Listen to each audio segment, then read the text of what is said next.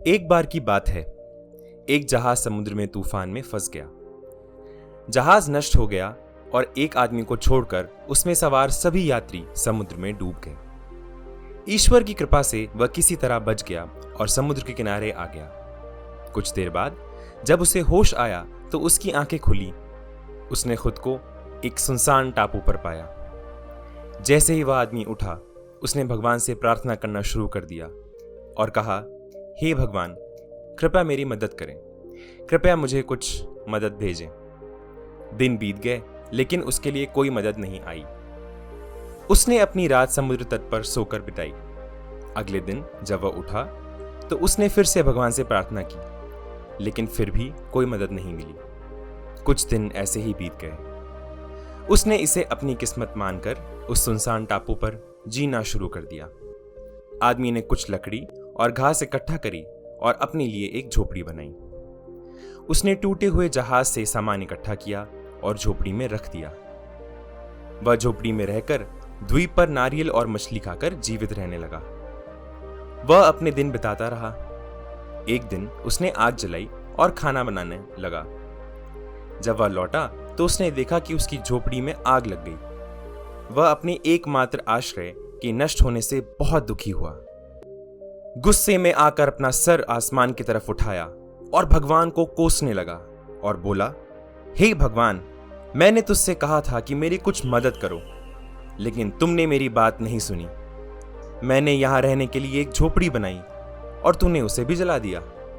तुम बहुत क्रूर हो। वह बहुत निराश हुआ और रात तक भगवान से शिकायत करता रहा और फिर समुद्र तट पर सो गया। सुबह उसकी नींद एक शोर से खुली और बहुत तेज आवाज से जब उसकी आंख खुली तो उसने देखा कि एक जहाज किनारे पर खड़ा है। उसे अपनी आंखों पर विश्वास नहीं हो रहा था। वह बहुत खुश था कि आखिरकार उसकी मदद हो गई। वह जहाज पर चढ़ गया और जहाज पर चढ़ने के बाद आगे बढ़ने लगा। उस आदमी ने जहाज के कप्तान से पूछा कि तुम्हें कैसे पता चला कि मैं इस सुनसान टापू पे फंसा हूं? कप्तान ने उत्तर दिया, हमने आपके द्वारा भेजा गया सिग्नल दूर से देखा। हम समझ गए कि द्वीप पर कोई है, इसलिए हम यहां आ गए। आदमी ने कहा, लेकिन मैंने कोई फायर सिग्नल भेजा ही नहीं। कैप्टन ने कहा, लेकिन हम इसे देखने के बाद ही यहां आए।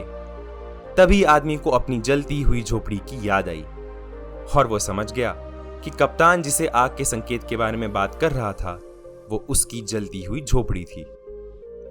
वह समझ गया कि उसकी झोपड़ी को आग में डालकर उसे जहाज से बाहर निकालना भगवान की योजना थी। वह समझ गया कि ईश्वर की योजना उसकी अपनी बनाई गई योजना से बड़ी है और उसने ईश्वर को धन्यवाद देना शुरू कर दिया। अगर हम अपने जीवन में देखें तो पाएंगे कि हम अपने जीवन में बहुत सारी योजनाएं बनाते हैं, लेकिन जो हम चाहते हैं वह होता नहीं और जो होता है वो हमारी पसंद का नहीं होता।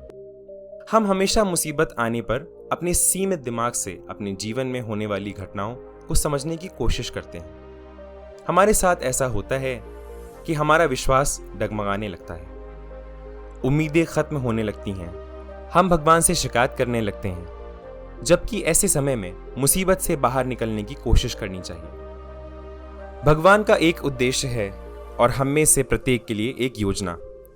हमें अपने धैर्य को खोए बिना सर्वशक्तिमान पर विश्वास रखते हुए अपने प्रयास करते रहने चाहिए। हमारे प्रयास और भगवान का आशीर्वाद मिलकर हमें हर मुसीबत से बाहर निकाल सकता है। इसलिए जब भी आपके जीवन में आपको ऐसा लगे कि आपकी योजना सब कुछ विफल हो रही है, आपकी इच्छा के विरुद्ध हो रहा है, हमेशा याद रखें कि शायद भगवान के पास आपके लिए कुछ और योजना है और उसकी योजना हमेशा आपके लिए अपनी बनाई हुई योजना से बड़ी और बेहतर होती है। धन्यवाद। अगर आपको ये वीडियो पसंद आई हो तो इसको लाइक करें और चैनल को सब्सक्राइब करें।